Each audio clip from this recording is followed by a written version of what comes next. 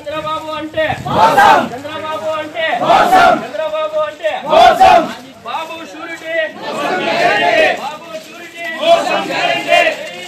జై జగన్ జై జగన్ పనిచేస్తున్నారో రాలేదో ఏ మోసాలు జరుగుతున్నాయో ఇవి చెప్పాలి. అది మేము చెప్తా ఉండేది మన జగన్ ఉంటే రైతులకి నష్టపరిహారమా మీరు పంట పెట్టేటప్పుడు ఇవన్నీ వస్తా ఉండేవి. ఇప్పుడు రైతులది ఒక్కటి కూడా వేయలేదు, ఆడవాళ్ళకి లేదు, పిల్లలకి మేము రోడ్ ఎక్కితే తప్ప ఇవ్వలేదు వాళ్ళు. అది 9,000 10,000 ఇట్లా ఇస్తున్నారు. ఇది మోసం చేస్తా ఉండేది చంద్రబాబు నాయుడు గారు. ఇది మేము చెప్పడానికి వచ్చినాము. మళ్ళీ నమ్మకండి వాళ్ళ మాటలు విని. ఆల్రెడీ మోసపోతున్నాం మేము సంవత్సరాల నుంచి.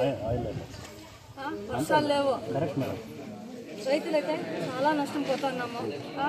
వచ్చే ధరం కూడా రావట్లేదు మనకి, గిట్టుబాటు ధర అనేది.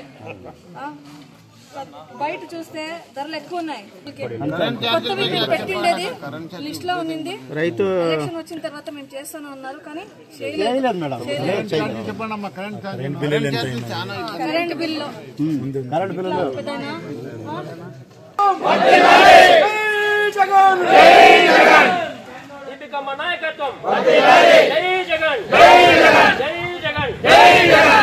వెనకాల ఒకన్నా కూడా చెప్తా ఉన్నాడు.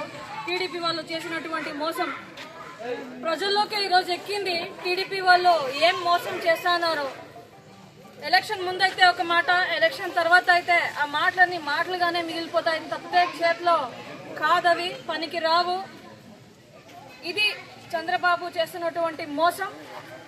40 ఏళ్ళు ఇండస్ట్రీ అంటారు, 40 ఏళ్ళు ఎక్స్పీరియన్స్ అంటారు, కానీ ఆ ఎక్స్పీరియన్స్ అని ఏమైంది నేను ఈరోజు ప్రశ్నిస్తా ఉన్నాను. ప్రజల్లో మధ్యలో, ప్రజల్లో నోరులో మీరు పేరు పారాడాలంటే ఒక్క పనైనా మీరు చేస్తున్నారా అని నేను ఈరోజు సోషల్ మీడియా ద్వారా నేను మిమ్మల్ని అడుగుతున్నాను. ప్రజలందరూ మేలుకోవాలా. వాళ్ళు చెప్పే కలర్ఫుల్ మాటలకి మీరు పడిపోకుండా మరొక్కసారి ఒక నిజమైన పార్టీ వైఎస్ఆర్సీపీకి మీరు సపోర్ట్ చేయాలా. ఎందుకంటే జగనన్న వస్తే అన్నీ వస్తాయి. ఒక ఇల్లు బాగుంటుంది, ఇల్లు బాగుంటే గ్రామం బాగుంటుంది, దేశం మొత్తం బాగుంటుంది నేను చెప్పేదానికి ఇష్టపడుతున్నాను.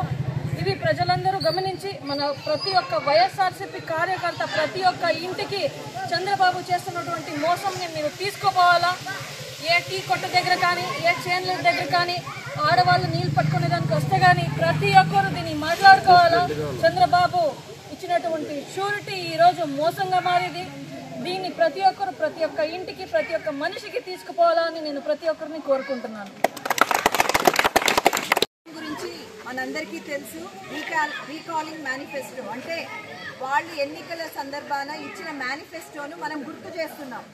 ఆ ఇచ్చిన హామీలు ఏమైనాయి, మనకేమైనా ప్రజల్లోకి అమలు చేసినారా లేదా అనే విషయాన్ని గుర్తు చేయడానికి, ఇచ్చినారా లేదా అని తెలుసుకోవడానికి ప్రతిపక్ష హోదాలో ఉన్న మన వైఎస్ఆర్సీపీ పార్టీ ప్రశ్నించడానికి పెట్టిన కార్యక్రమం ఇది. అందులో భాగంగానే ఈరోజు మన ఈ పంచాయతీలో చేస్తున్నాం.